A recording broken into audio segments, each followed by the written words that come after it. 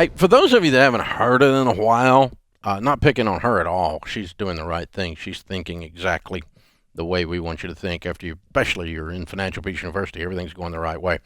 But I get questions all the time from people that are new to this whole stuff that we're teaching. We teach people not to borrow money because that gives you control of your largest wealth building tool. When you don't have payments, you have your largest wealth building tool, your income. You're not giving all your income to someone else. If you drive through a major city, you will see life insurance buildings and banks in the skylines. Santa Claus did not build those. He lives in the North Pole. You built them by giving the banks and the life insurance companies your money, and by the way, they kept it. So that's what's going on here. It's a transfer of wealth, you to them. Stop it. And so when we get you in that mindset, then we have to look at card payments. Car payments are a mantra of the middle class. Lower class people sometimes take out car payments, but they usually get completely screwed over at the tote the note lot or the high interest rate rip-off subprime or something like that. But middle class people tend to buy new cars while they're broke that go down in value like a rock. That's where Chevy got that, like a rock.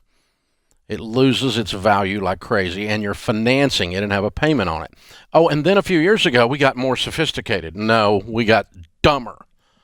We got more and more stupid, and we fell for it again. Now, 78% of the cars that leave a new car dealer's lot are leased. Leased.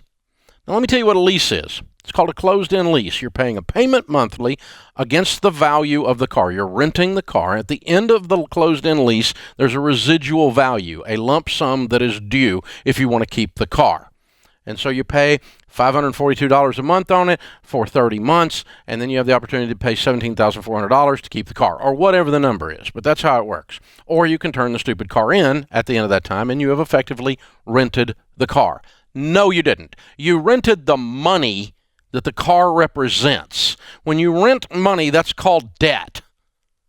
Now, you can call it a lease if you want to call it a lease, but you're renting money, which means I can take that stream of payments, that 30 payments of $549, I can take the $17,500 or whatever the numbers are that are at the end of the closed-end lease, and I can put them in my calculator, and I can put in the present value of the sticker price of the car, the MSRP, which is how this is calculated. It's not a bargain. And then I can figure out your cost of capital, translation, your interest rate that you've paid in order to lease the car. On average, with Ford Motor Credit, Lexus Motor Credit, General Motors Credit, Chrysler Credit, Toyota Credit, do I need to name all the credits, okay? I mean, when you put it in the calculator, it comes out 14.2% on average. But by the way, they don't tell you you're paying a 14% interest rate. They don't have to, because you're not technically borrowing money, you're renting money. And so it doesn't fall under the Federal Truth in Lending Act, and so you don't get one of those little one-page confusing sheets that shows you the effective APR that it does if you actually borrow the money from the bank or from one of those credits. But you've been renting money, you've been borrowing money. Now, you know why 78% of the cars leave the lot now with a car fleece? It's a fleece. You got fleeced like a sheep. Bad idea, okay? 14.2% sucks. Get a clue, okay? This is a bad idea. You know why all those cars leave the lot car leased? Because it makes the car dealer and the car company more money. And so they have trained you people like a bunch of cattle. A herd. We got a lot of animals in this rant here, okay? But they've trained you like a bunch of cattle to where you quit asking how much. Rich people ask how much. Broke people ask how much down and how much a month. What are my payments? And then they say stupid butt things like, oh, I can afford that. Which means if there are no bumps in the road, if my career never takes a left turn, if nobody gets sick in my family, I might be able to make the payments because this month, while everything's perfect, I think I can pay that payment. This is stupid, y'all. This is straight up stupid.